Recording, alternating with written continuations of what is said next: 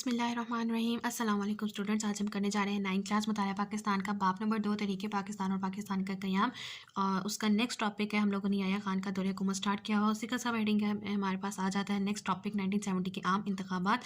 اور آج کے اس لیکچر میں ہم لوگ اپنا چیپٹر نمبر 2 جو ہے وہ کمپلیٹ جو ہے وہ مکمل کر لیں گے۔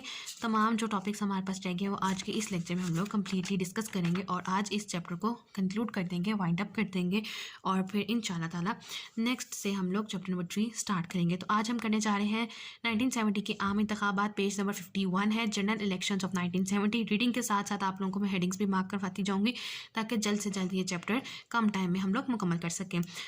آ جائیں آپ لوگ پیج نمبر 51۔ آپ لوگوں نے اس سے پہلے جو ہم لوگوں نے پڑھا تھا وہ ٹاپک تھا ہمارے پاس لیگل فریم ورک آرڈر، اس کی تمام ہیڈنگز، اس کی تمام ڈیٹیل میں نے آپ لوگوں کو بہت اچھے طریقے سے ایکسپلین کی تھی، اور اگر کسی کو اس میں کوئی کنفیوژن ہے تو وہ لاسٹ ویڈیو کو کنسلٹ کر سکتا ہے۔ 1970 کے عام انتخابات، جنرل الیکشنز آف 1970۔ سب سے پہلا جو فرسٹ پیراگراف ہے اس پہ آپ لوگ ہیڈنگ دے دیں پس منظر، یا پھر آپ ہیڈنگ دے دیں الیکشنز کا جوش و خروش، پس منظر یا پھر الیکشن کا جوش و خروش۔ لیگل فریم ورک آرڈر 1970 کے مطابق قومی اسمبلی اور صوبائی اسمبلیوں کے لیے عام انتخابات ہوئے۔ یہ بالغ رائے دہی کی بنیاد پر پاکستان کی تاریخ میں پہلے انتخابات تھے، لہٰذا عوام نے ان انتخابات کے لیے بھرپور جوش و خروش پایا جاتا تھا۔ ان انتخابات میں تمام سیاسی جماعتوں نے بڑھ چڑھ کر حصہ لیا۔ اہم سیاسی جماعتوں میں عوامی لیگ اور پاکستان پیپلز پارٹی بہت مقبول تھی۔ اسے مارک کر لیجیے، آپ سے پوچھا جا سکتا ہے کہ اہم سیاسی جماعتوں میں کون سی پارٹیاں جو تھیں وہ زیادہ مقبول تھیں، تو عوامی لیگ اور پاکستان پیپلز پارٹی۔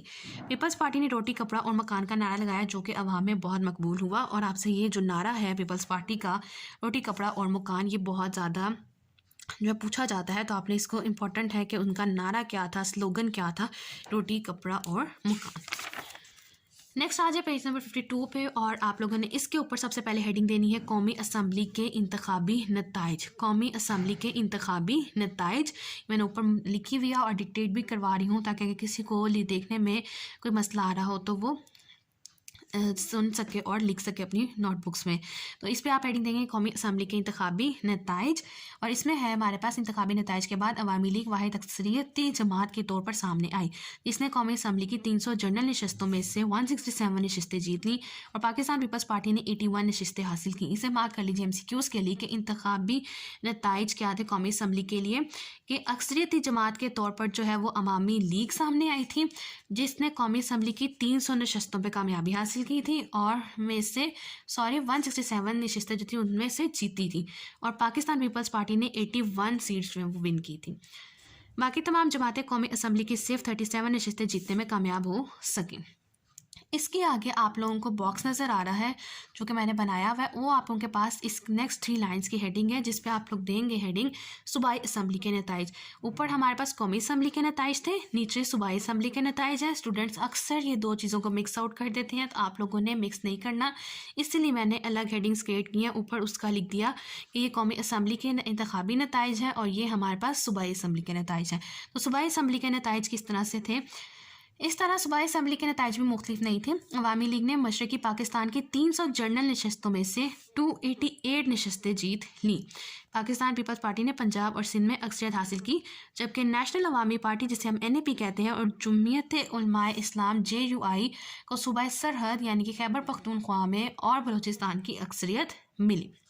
یہ آپ سے شارٹ کوسچن کے طور پہ پوچھا جا سکتا ہے کہ قومی اسمبلی اور صوبائی اسمبلی کے ان نتائج کا جو ہے وہ کمپیریزن کریں، تو آپ لوگوں نے یہ پورا پیراگراف ود ہیڈنگز جو ہے وہ شارٹ میں بھی لکھنا ہے۔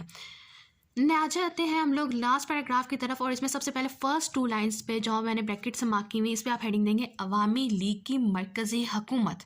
عوامی لیگ کی مرکزی حکومت۔ ان انتخابات کے نتائج نے واضح کر دیا کہ عوامی لیگ مرکز میں حکومت بنائے گی۔ مغربی پاکستان کی سیاسی قیادت اور افسر شاہی کو تشویش لاحق ہوئی، کیونکہ عوامی لیگ جس منشور کی بنیاد پر جیت کر آئی تھی وہ مغربی پاکستان کی سیاسی قیادت کو قابل قبول نہ تھا۔ اس کے آگے آپ لوگ ہیڈنگ دیں گے اختیارات کی منتقلی۔ اختیارات کی منتقلی یعنی کہ ٹرانسفر کر دیے، لہٰذا نئی حکومت کو اختیارات کی منتقلی میں تاخیر ہوئی، جس کے نتیجے میں مشرقی پاکستان میں تشویش کی لہر اٹھی۔ جنرل یحییٰ خان نے عوامی لیگ کے سربراہ شیخ مجیب الرحمان کے ساتھ مذاکرات کیے، لیکن یہ کامیاب نہ ہو سکے۔ آپ سے پوچھا جا سکتا ہے کہ عوامی لیگ کے سربراہ کون تھے؟ شیخ مجیب الرحمان۔ اس کے بعد مشرقی پاکستان میں خانہ جنگی کی صورتحال پیدا ہو گئی. تو یہ آپ کے پاس یہ ہیڈنگ کمپلیٹ ہوگی. اور لاسٹ پہ آپ ہیڈنگ دیں گے آزاد مملکت کا نعرہ، جس میں آپ لکھیں گے بنگالیوں نے بھارت نواز تنظیم مکتی باہنی کی مدد سے آزاد مملکت کا نعرہ لگایا. افواج پاکستان کو بغاوت کو چلنے کے لیے مداخلت کرنا پڑی. اس طرح مشرقی پاکستان میں خونریز فسادات شروع ہو گئے. یہ آپ کے پاس ٹاپک تھا 1970 کے عام انتخابات، جو کہ آپ کے پاس پورا ٹاپک جو ہے وہ بہت زیادہ امپورٹنٹ نہیں ہے. اس میں سے جو سب سے زیادہ امپورٹنٹ چیز ہے وہ ہمارے پاس قومی اسمبلی کے نتائج اور صوبائی اسمبلی کے نتائج. تو اوپر اور نیچے کا جو پیراگراف ہے وہ ہمارے پاس بہت زیادہ امپورٹنٹ نہیں ہے. اس میں سے مین چیز جو ہے وہ ہمارے پاس یہ ہے. اس میں ہم لوگوں نے سب سے پہلے ہیڈنگ دی تھی پس منظر، اور جس میں ہم لوگوں نے الیکشنز کا جوش و خروش ڈسکس کرنا تھا. اس کے بعد آپ لوگ آ جائیں انتخابی نتائج، اور سب سے پہلے آپ نے بتانا ہے قومی اسمبلی کے انتخابی نتائج، پھر صوبائی اسمبلی کے انتخابی نتائج. پھر آپ ہیڈنگ دیں گے عوامی لیگ کی مرکزی حکومت. اس کے بعد آپ لکھیں گے اختیارات کی منتقلی، اور پھر آپ ہیڈنگ دیں گے آزاد مملکت کا نعرہ. آ جاتے ہیں فورتھ سٹیپ ہیڈنگ کی طرف، جو کہ ہمارے پاس ہے مشرقی پاکستان کی علیحدگی اور بنگلہ دیش کا کیا. کس طرح مشرقی پاکستان جو ہے وہ سپریٹ ہوا اور ہمارے پاس ایک نیا ملک بن گیا، یعنی کہ Bangladesh. Separation of East Pakistan and emergence of Bangladesh. اور یہ آپ کا جو ہے یہ آپ کا 10th لانگ آنسر کا بھی پارٹ ہے.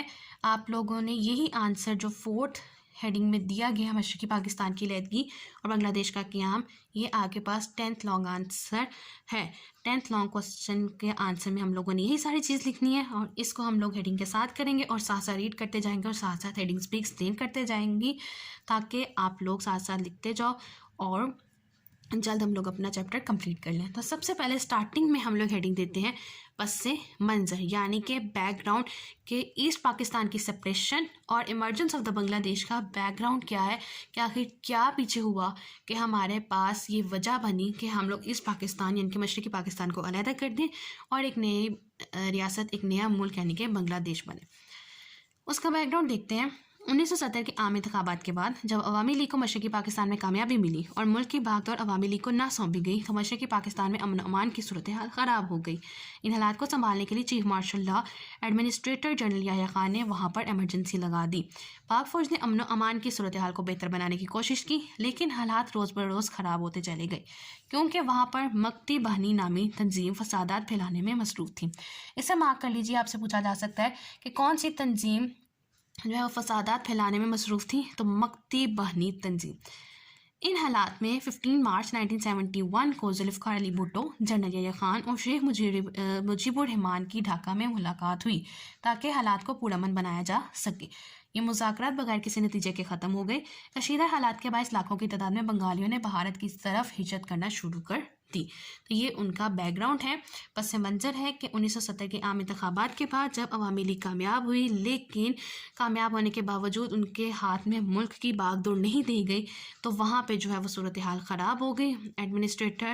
Martial law administrator general Yahya Khan نے مکمل کوشش کی ایمرجنسی لگانے کے بعد کہ وہاں کے حالات کو بہتر بنایا جا سکے، لیکن مکتی باہنی تنظیم کی فسادات کی وجہ سے وہاں کی صورتحال بہتر نہیں ہو سکی. اور پھر تینوں نے ملاقات کی، اور تینوں میں کون کون سے تھے جنہوں نے ملاقات کی تھی؟ ذوالفقار علی بھٹو نے، جنرل یحییٰ خان نے اور شیخ مجیب الرحمان نے، تاکہ پرامن اس علاقے کو بنایا جا سکے. لیکن اس مذاکرات کا بھی کوئی فائدہ نہ ہوا، حالات مزید خراب ہو گئے اور جو بنگالی تھے وہ بھارت کی طرف ہجرت کرنا شروع کر گئے.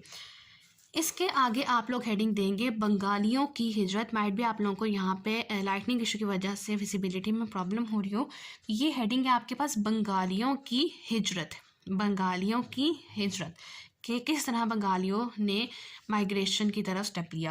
بھارت نے بنگالیوں کی مدد کا سرکاری طور پر اعلان کر دیا. بھارتی فوج نے باغیوں کو اصلاح دیا اور ان کی تربیت کرنا شروع کر دی، جس کی وجہ سے پاکستان اور بھارت کے مابین حالات خراب ہو گئے. یہاں تک آپ نے صرف یہ ہیڈنگ لکھنی ہے. بنگالیوں کی ہجرت کے انڈر آپ لوگوں نے صرف یہاں تک لکھنا ہے، حالات خراب ہو گئے. اس کے آگے آپ ہیڈنگ دیں گے پاکستان فوج کا کنٹرول. پاکستان فوج کا کنٹرول. جنرل یحییٰ خان نے فوج کے مزید دستے مشرقی پاکستان روانہ کیے، جس کے نتیجے میں پاک فوج نے بیشتر علاقوں پر کنٹرول حاصل کر لیا. اس کے آگے آپ نیکسٹ ہیڈنگ دیں گے भारत का मशरक़ी पाकिस्तान पर हमला, कि भारत ने मशरक़ी पाकिस्तान पर जो हमला किया था उसके बारे में आपने सारा बताना है। और वो क्या है कि हालात को देखते हुए भारत ने मशरक़ी पाकिस्तान पर अपनी अफवाज की मदद से हमला किया। मशरक़ी पाकिस्तान में मौजूद पाक फ़ौज ने 2 हफ्तों तक भारतीय फ़ौज को रोके रखा। जब उनके पास रस्त ख़त्म हो गई और मगरबी पाकिस्तान से मज़ीद इमदाद ना पहुंच सकी तो भारत अपने नापाक इरादों में कामयाब हो गया। लास्ट पे आप हेडिंग देंगे बांग्लादेश का क़याम, और उसमें आपने लिखना है कि इस तरह 16 दिसंबर 1971 को मशरक़ी पाकिस्तान हमसे अलहदा हो गया और बांग्लादेश के नाम से अलहदा मुल्क बन गया। और 16 दिसंबर को ब्लैक डे भी कहा जाता है। और सानिया आर्मी पब्लिक स्कूल का जो कि हमारे पास 16 दिसंबर 2014 को हुआ था, वो भी एक बहुत बड़ा सानिया था बांग्लादेश के बनने के बाद। तो 2 बहुत बड़े वाक़यात और सानियात जो हैं वो 16 दिसंबर को हुए थे, तो 16 दिसंबर को इसीलिए ब्लैक डे भी कहा जाता है। ये हो गया हमारे पास मशरक़ी पाकिस्तान की अलहदगी और बांग्लादेश का क़याम। इसमें हम लोगों ने सबसे पहले हेडिंग दी पस मंज़र, बंगालियों की हिजरत, पाकिस्तान फ़ौज का कंट्रोल, भारत का मशरक़ी पाकिस्तान पर हमला और बांग्लादेश का क़याम। नेक्स्ट हमारे पास आ जाता है मशरक़ी पाकिस्तान की अलहदगी के असबाब, और ये कंटिन्यू है आप लोगों का लॉन्ग आंसर 10 का ही पार्ट जो है वो कंटिन्यू जाएगा। यहाँ से हम लोग स्टार्ट करेंगे 10th लॉन्ग आंसर, और हमारे पास नेक्स्ट पेज पे एंड होगा पेज नंबर 54 पे। अब हम देखते हैं कि मशरक़ी पाकिस्तान की अलहदगी के असबाब, causes of separation of east Pakistan, ये हमारे पास एक इंपॉर्टेंट लॉन्ग आंसर है। आप लोगों ने इसको बिल्कुल भी अननेसेसरी नहीं समझना। तो हमारे पास इसके कॉजेज़ जो हैं वो बहुत इंपॉर्टेंट हैं, इसे मार्क कर लें। और ये लास्ट टॉपिक है। सबसे पहले क्या कहते हैं कि मशरक़ी पाकिस्तान की अलहदगी की वजूहात का मुख्तसर जायज़ा मंदरजा झेल अवामिल से लिया जा सकता है। कहते हैं कि जो नीचे उन्होंने अवामिल पॉइंट्स एक्सप्लेन किया है, उनके एनालिसिस से मशरक़ी पाकिस्तान की अलहदगी की वजूहात जो हैं वो हम लोग समझ सकते हैं। तो सबसे पहला पॉइंट है हमारे पास जोग्राफाई फासला, यानी कि जोग्राफिकल डिस्टेंस। मशरक़ी पाकिस्तान और मगरबी पाकिस्तान के दरमियान 1000 मील का फासला था। इसे मार्क कर लीजिए MCQs के लिए। इन दोनों हिस्सों के दरमियान मुल्क भारत था, जो कि 1947 में तकसीम हिंद के बाद से ही पाकिस्तान की सालमियत को नुकसान पहुंचाने की कोशिशों में मसरूफ़ था। 1000 मील फासले पर वाक़या दोनों हिस्सों में सियासी और सकाफ़ती राब्ते रखना बहुत दुश्वार काम था। दोनों हिस्सों की सकाफ़त भी एक दूसरे से बिल्कुल मुख्तलिफ थी। मशरक़ी पाकिस्तान दूसरे सूबों के मुकाबले में माशी तौर पर पसमानदा रहा। इससे मुकामी आबादी में एहसास महरूमी पैदा हुआ, जो मशरक़ी पाकिस्तान की अलहदगी का एक सबब बना। आपसे पूछा जा सकता है कि किस तरह एक जोग्राफियाई फासला एक कैसे एक जो अवामिल बना कि हमारा मशरक़ी पाकिस्तान जो है वो अलग हो गया, कि जोग्राफियाई जो फासला था वो किस तरह से मशरक़ी पाकिस्तान की अलहदगी का सबब बना। उसमें आप लोग ये पूरा कंप्लीट पैराग्राफ लिखेंगे। सेकंड हमारे पास कौन सा अवामिल है, तजारत और मुलाज़मत पर हिंदुओं के असरात, यानी कि impact of Hindus on trade and services.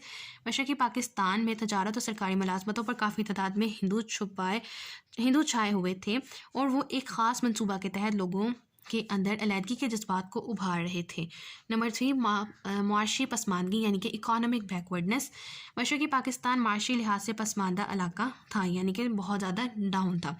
किसी भी हुकूमत ने इस इलाके की माशी पसमानदगी को दूर करने के लिए खातिर ख्वाह इक़दामात ना किए, कि उनकी तरफ किसी हुकूमत के नुमाइंदे ने रुझान ही ना किया, किसी ने उस तरफ तवज्जो ही ना दी कि हमें उस चीज़ को, उस जगह को भी माशी तौर पर जो है वो मजबूत करना है। तो वहाँ की माशी सूरत हाल जो है वो पसमानदगी की तरफ चली गई।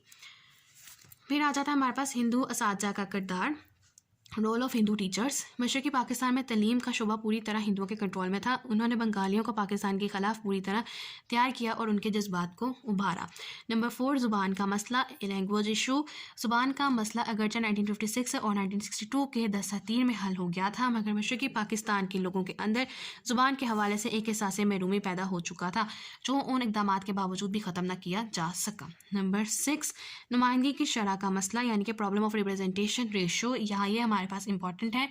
मशरक़ी पाकिस्तान की आबादी 56% थी, इसे मार्क कीजिए, और वो आबादी की कसरत की वजह से नुमाइंदगी का हक चाहते थे। अगरचे उन्होंने 1956 में और 1962 के आइन में बराबरी की बुनियाद पर नुमाइंदगी कबूल कर ली थी, मगर उन्हें उनके जायज़ हकूक़ ना दिए, लिहाजा इनमें मायूसी पैदा हो गई।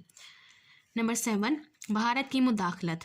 भारत की मशरक़ी पाकिस्तान के मामलात में बेजा मुदाखलत ने भी हालात को ख़राब किया। भारत ने मुक्ति बाहिनी के कारकुनों, जो हमारे पास एक तंजीम थी जो फसादात फैला रही थी, को तरबियत और इमदाद देने वाले के अलावा अलहदगी चाहने वालों की हौसला अफजाई की। नंबर 8 हमारे पास आ जाता है शेख मुजीबुर रहमान के 6 नुकात। वो कौन से थे? अवामी लीग के सदर शेख मुजीबुर रहमान के 6 नुकात ने भी अलहदगी को फ़रोग़ दिया। और नंबर 9, 1970 के आम इंतखाबात। 1970 के आम इंतखाबात ने हालात को एक नई करवट दी और मशरक़ी पाकिस्तान में अवामी लीग की मुकम्मल कामयाबी के बाद लोगों ने एक नए अंदाज से सोचना शुरू कर दिया।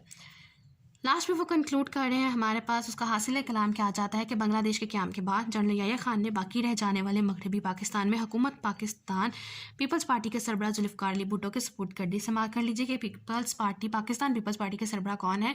जुल्फ़िकार अली भुट्टो, क्योंकि इस जमात को 1970 के इंतखाबात में मगरबी पाकिस्तान में अक्सरियत हासिल हुई थी। इस तरह जुल्फ़िकार अली भुट्टो ने पाकिस्तान की तारीख में पहले सिविल मार्शल लॉ एडमिनिस्ट्रेटर की हैसियत से ओहदा संभाला। मुल्क का निज़ाम चलाने के लिए एक अबूरी आइन 1972 में बनाया गया और मुस्तकबिल के आइन के लिए नई मुंतखब होने वाली कौमी असम्बली के 25 अरकान पर मुश्तमिल एक कमेटी बनाई गई, जिसमें तमाम सियासी जमातों को नुमाइंदगी दी गई। तो ये आपसे पूछा जा सकता है कौमी असम्बली के कितने अरकान पर मुश्तमिल कमेटी बनाई गई? 25 अरकान पर। ये आपके पास MCQ है। और यहाँ पे हमारे पास जो है वो चैप्टर जो है मुकम्मल तौर पर ख़त्म हो गया हमारा चैप्टर नंबर 2। और थोड़ा सा लेंथी चैप्टर था, लेकिन ये हमारे पास बहुत इंपॉर्टेंट चैप्टर था। और आज हम लोगों ने डिस्कस किया है 1970 के आम इंतखाबात, जो हमारे पास लेस इंपॉर्टेंट टॉपिक था। और ज़्यादा इंपॉर्टेंट टॉपिक जो आज के इस लेक्चर में हम लोग डिस्कस किया है वो मशरक़ी पाकिस्तान की अलहदगी और बांग्लादेश का क़याम और मशरक़ी पाकिस्तान की अलहदगी के असबाब हम लोगों ने डिस्कस किए हैं। स्टूडेंट्स, ये था हमारे पास आज का लेक्चर, जिसमें हम लोगों ने चैप्टर 2 को मुकम्मल तौर पर कंप्लीट कर लिया। इन केस कोई क्वेश्चन है, क्वेरी है, तो आप लोग मुझसे पूछ सकते हैं। और लास्ट में मेरी आपसे सिर्फ एक रिक्वेस्ट है, काइंडली प्लीज़ चैनल को सब्सक्राइब कीजिए, वीडियो को लाइक कीजिए और ज़्यादा से ज़्यादा शेयर कीजिए। Thank you.